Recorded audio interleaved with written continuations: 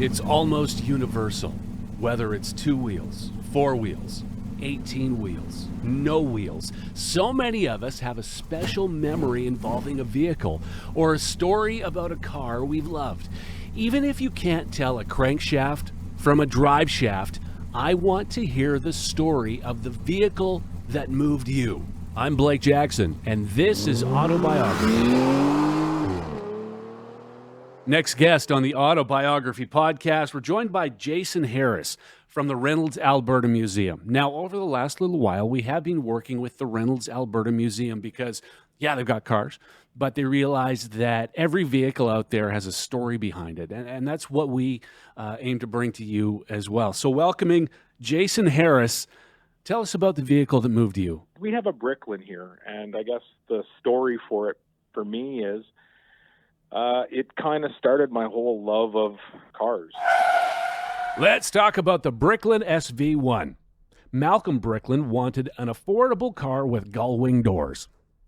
Don't we all? He also wanted one that was very safe. In fact, SV-1 stands for Safety Vehicle 1. So in 1974, production began in St. John, New Brunswick. Safety features included lack of an ashtray. He figured if you're smoking, you're not paying attention to the road.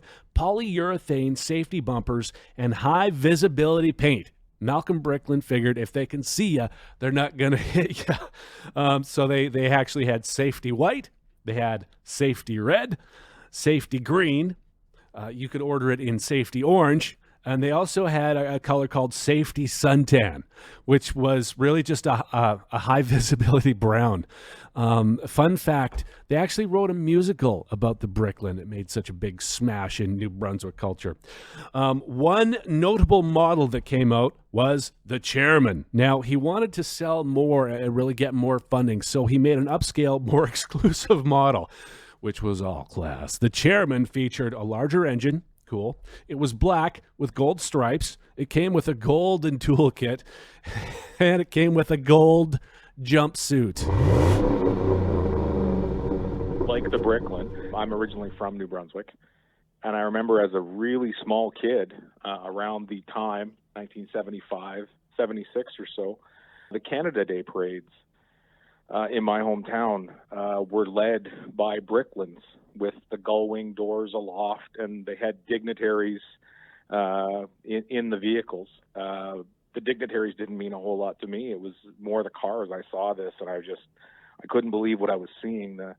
They weren't great cars, and I didn't know that till later, but just that look, the sleek design, that kind of a, sports car look, and then the gull wing doors was something I had never seen before. And I don't have a lot of memories from back when I was 4 or 5 years old, but those really stand out to me, and that's what kind of got me started in the love of cars and started me down that path. I'm red sealed in both as a mechanic and as an auto body technician, and if I was a little younger, I'd probably go for more. That car is what got me started. Not a lot of people have heard of the Bricklin, and it's, myself included, I'd heard of it, but I didn't know too much about it. A Canadian vehicle. Can you tell us a bit of the story? It was a company started by Malcolm Bricklin, who actually got his first start. He franchised his parents' hardware store. He was from the U.S., of course. He made some money doing that. Then he started Subaru of America, actually. Along the line, decided he wanted to make his own car. Had some money of his own,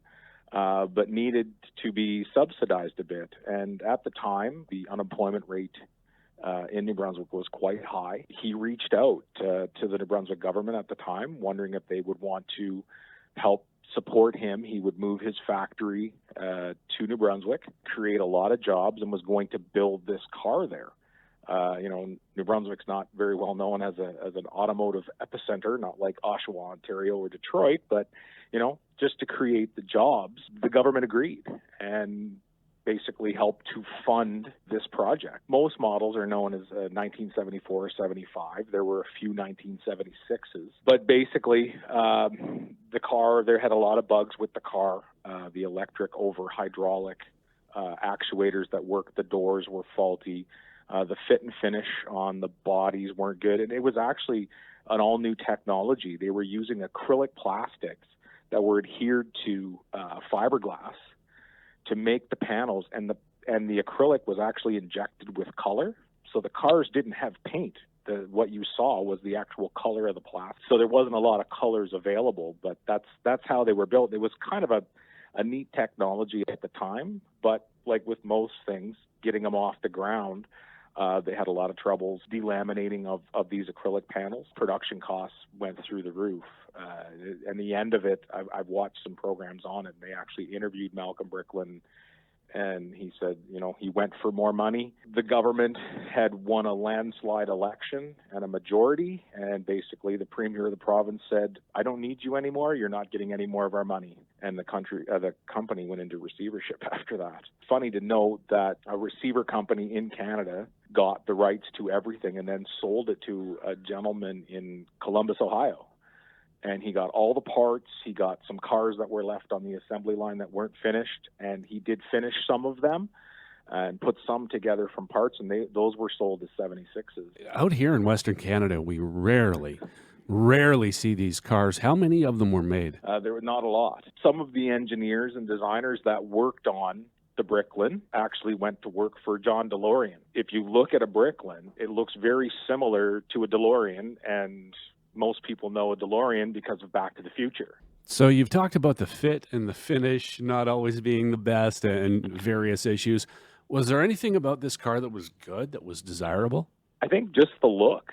It does have quite a large cult following. Another problem with the car was the estimated production cost because of production issues. They were actually selling the car for double what they estimated they were going to sell it at. The price they were asking for it was actually less than what it cost to build them. Did people buy these? There were. People bought them. There were some. I remember seeing later on, after production stopped, when I was a bit older, there is still some in New Brunswick. I believe the one that we have in the collection here at the museum, it came from Stan, but I believe he picked it up back there in New Brunswick. Is where he ended up getting it from. I mean, it is a failure in a way, but I mean, it is still it's a Canadian story. This car had 2 years to really prove itself, which in the lifespan of most manufacturers is nothing. So you think maybe if given time, it could have turned into a really cool car, a desirable car, but I guess we'll never know.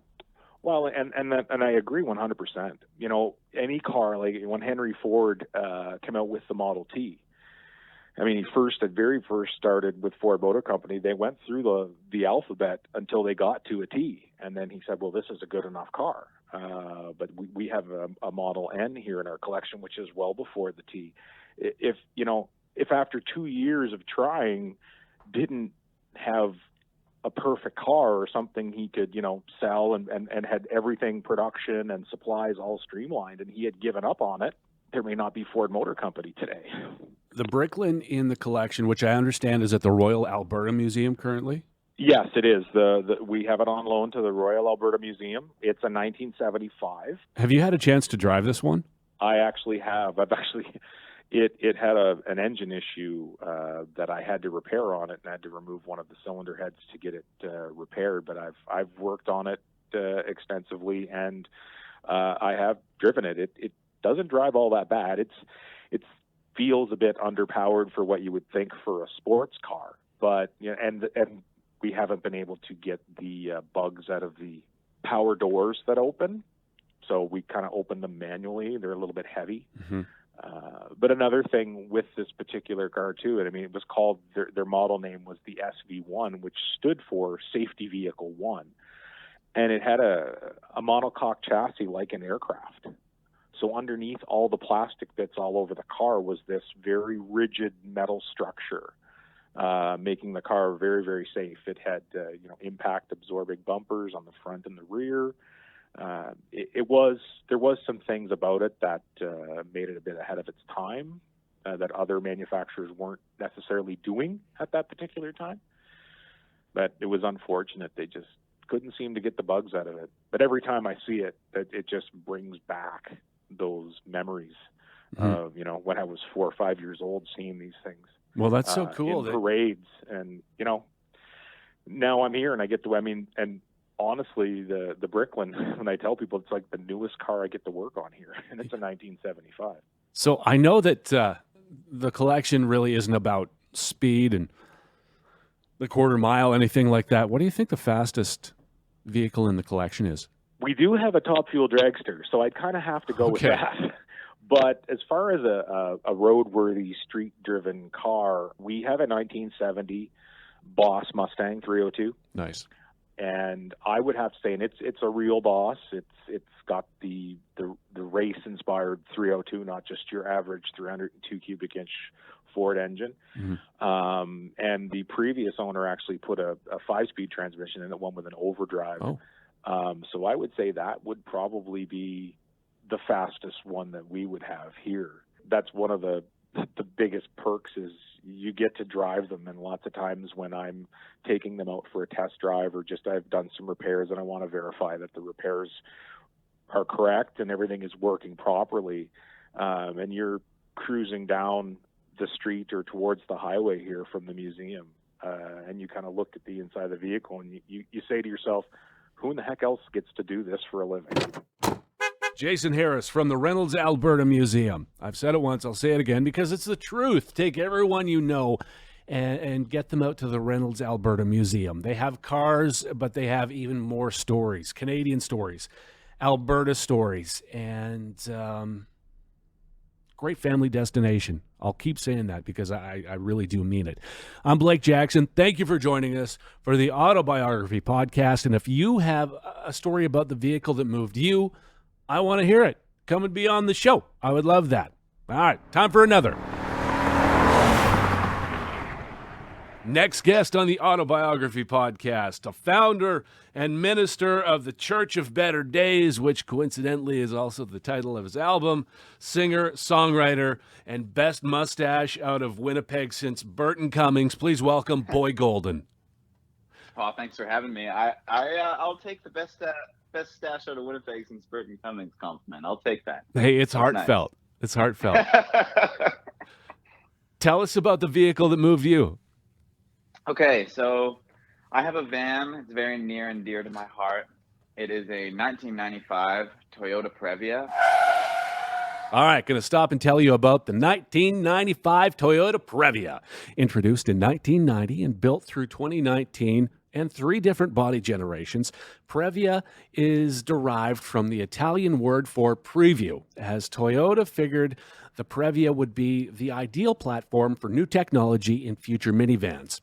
Called the Estima in Japan and the Tarago in Australia, Boy Golden's favorite van was at one point available with a turboed engine and a 5-speed manual transmission. Through the years, the Previa was celebrated for its reliability, and once you start looking, you see that people really do love these vans. I found one guy who had turned his Toyota Previa into a convertible, and there was one notable sociopath who actually took his Previa and made it into an El Camino. I bought it 4 or 5 years ago for $1,000 off this older fella named George. I was up in Auto, Manitoba doing some work with my grandpa, and George, he's a neighbor, stops by to say hello, and I'm like, George, sweet van. And he says to me, well, it's for sale. I've had this van since 1995, and I kind of want to get a Toyota RAV4. And I was like, well, that sounds like a great idea. How much are you selling it for? And he's like, I don't know. Like, make me an offer. And I said, well, it's got 280,000 clicks on it. So how about $1,800? And he was like, oh, that's way too much money. How about $1,000? And I was like, okay, sounds great. And he safetied it for me, got the brakes all fixed, and I've been driving it ever since. And remarkably, it's taken me to Toronto back probably 3 times, Vancouver and back a couple times on tour. I've driven it to on and back, which is like a 3-hour drive from Winnipeg, countless times. I just love it so much. It plays cassettes. That's the vibe in there. So I have hundreds and hundreds of cassettes because my dad used to DJ. It's just a great vibe. I love it very much. It's like I'm very attached to it. It kind of immediately became sort of part of my personality and my my personal brand, if you will. Is that the same van that's in your videos? It is. Yeah, I've used it a lot in like all of my stuff because I just think it's a cool, hilarious looking van and it just suits me really well. And it's actually currently in the shop. I'm going to pick it up right after we finish this conversation because I had to get the exhaust converter fixed because it was doing some pretty whack stuff where the exhaust was just pouring out through every orifice that it has. It's a pretty weird engine. I don't know if you've seen a picture, but the front of it just slopes straight down off the windshield. It's kind of odd because it's a mid-engine, so the engine's actually underneath the car, and that's like kind of interesting, but it's not really a great design, especially in the winter. It's also a rear-wheel drive, so that's not really ideal for Manitoban conditions, but still, it's really fun. I do kind of have a fun story, actually, about one time we were going on tour, and I left my car with, an oil change place and went to do something else and then came back and picked it up. I'm like, all right, we changed your oil. And I was like, okay, cool. Thank you. And I didn't really check anything about it, but I kind of felt like something was a little off on my drive to Calgary. So I took it to, my friend has this place in Calgary. They just do Toyotas. So they looked in there and, these guys did not understand that you have to fill the oil from underneath the driver's seat. You actually have to tilt the driver's seat back, and that's where you fill the oil from because the engine's underneath the car. And all they did was replace there's like kind of an oil reservoir in the front part of the car, which is not where the engine is, that only has 2 liters of oil in it. Ooh. So the whole van on that whole trip was running on just 2 liters of oil. And we were supposed to make it all the way to Vancouver, and we definitely wouldn't have. And that would have been the end of my van, my beloved van. So I'm really glad that I checked it out. Well, yeah. And now I make damn sure that whoever's changing my oil is like, or if I'm just doing it myself, whatever. I just make sure that they put it in the right place. I'm glad for you. 2 liters of oil and you just like the hair on my arms was standing up. So scary. The engine would just seize up right on in I don't know, on Crow's Nest Pass or something, and it would be a bad scene. Yeah, and that's like a member of your band. That's like the fifth Beatle. Totally. Generally speaking, I don't have any seats in. I just have the front 2 seats, and the back's just open. So some other things I like to do with my van are like, for a long time before I was doing this musical project, I was just playing in other people's bands all the time. So I would pull up to gigs in my van with all my stuff in it, but I always kept a mattress and sleeping bag and pillow in the back, and I still do, just so I can crash anytime. So if I feel like partying, I can, and then I can just crash in there, and it just solves so many problems for me. That's a good idea, and it makes for fun road trips too. Totally. Like the old station wagons where you could just kind of sit together and have a picnic back there, play board games in the van, whatever. Exactly. Well, let me tell you here, I'm curious what will happen when I get rid of this van, when it finally kicks the dust. I'm determined to take it to 500,000 kilometers because I just want to. I think that'd be fun. But if it doesn't, or if it does, and then I need something new, I would first look to buy another Toyota Previa because I'm so in love with them. But the other option is that my late grandfather has this mint condition 1998 Buick Roadmaster estate wagon, wood panels on the side, red velvet cushions. So badass. Who's the most famous person to ever be in your Toyota? Ooh, good question. It's possible that the answer is me. I don't really know. You sound like a guy, and I'm impressed. I'm liking you so much because you sound like a guy who can take care of a vehicle by himself. You know what's going on. You know the importance of proper maintenance. If there's someone who's just learning how to drive, just buying their first vehicle, what would you say as far as car maintenance? How do you take care of a car? What's a good tip? And I still know very little in the realm of automobiles. However, I've only owned kind of somewhat crappy old vans. So everything I've learned I've just learned through things going wrong.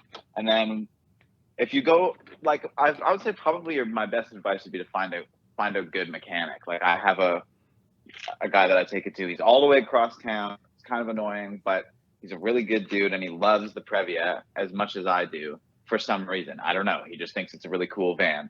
Obviously, to understand how the entire thing works, pretty complicated. But to understand why you need an alternator. It's like, okay, I can understand that. What's the craziest or most memorable thing you've seen through your windows while you're out there on the road? In the last year, I've seen a bunch of cool wildlife. I saw a wolf, a big full-size wolf, came right up to my van in Riding Mountain National Park. That was pretty cool, like a meter away from me.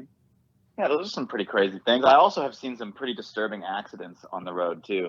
I think it was in Saskatoon, on one of the many bridges in Saskatoon. This guy just lost control of his car and hit another car, and it span out, and he almost went off the bridge, and the guy got out of his car and was so overwhelmed with emotion and fear that he just threw up over the side of the river.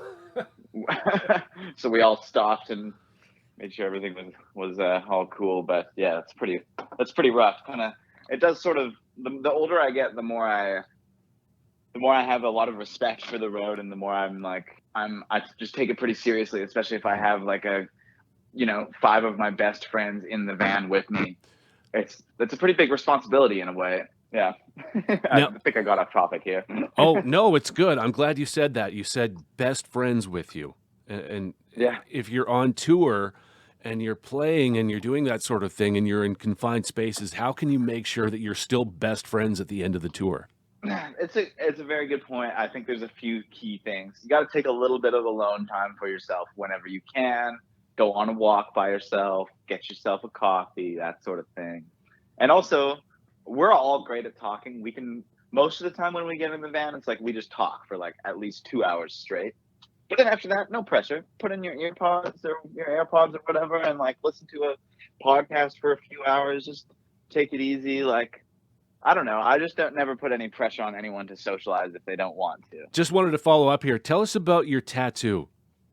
Oh yeah, I sent it to you because I was so excited at the time. But so I only just started getting tattoos, and like, I'm definitely the kind of person that you would think would have tattoos, but I had a bit of a needle phobia / have a bit of a needle phobia. I recently got my first tattoo. It was a stick and poke, which seemed like just go straight to the like most painful way to get a tattoo, kind of exposure therapy style. They gave me this awesome tattoo of my Previa scooting down the road. I love it so much.